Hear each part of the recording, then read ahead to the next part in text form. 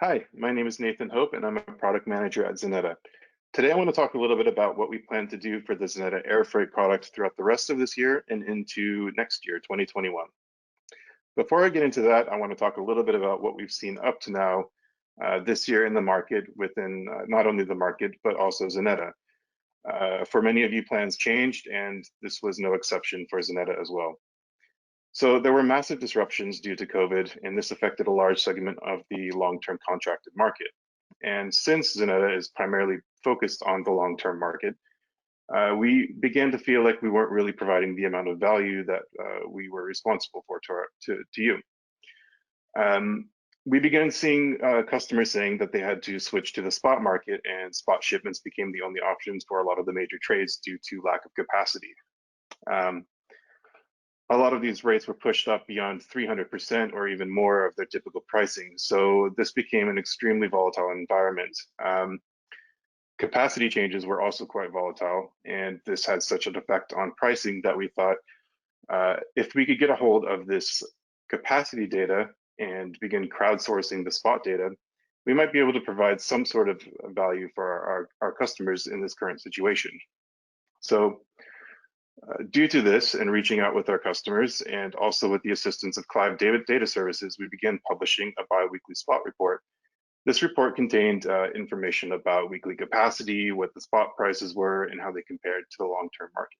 So this sort of unplanned development is where we landed in terms of the air freight product itself in 2020. And so let's talk a bit about where we're going next with the product.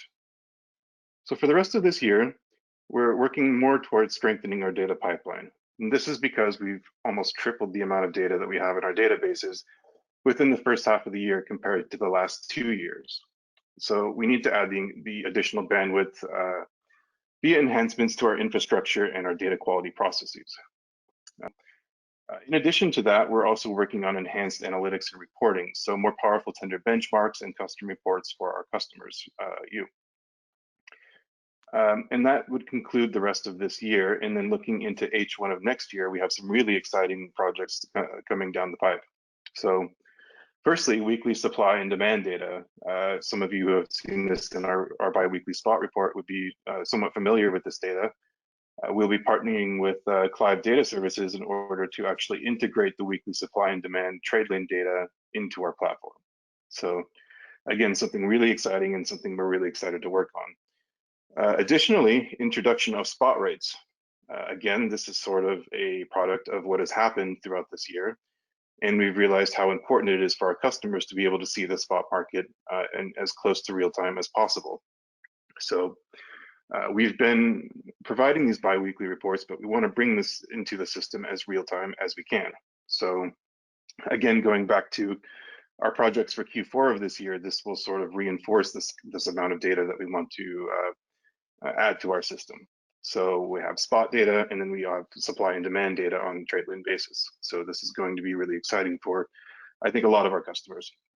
Continuing in H1 of 2021, we're going to be adding simplified market overviews. So this is really more top-down, simplified views of the current market conditions. So spot market, long-term market, capacity, all in a single glance. And finally, expanded data flexibility. This will provide new possibilities for price queries.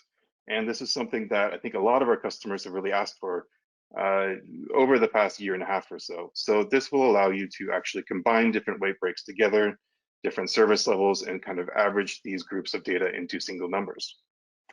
And that's it for H1. I think we have a lot of exciting things coming through the pipe. And I know that H2, based on what we've been researching for even more longer term new product features, H2 is going to be just as exciting. Thank you.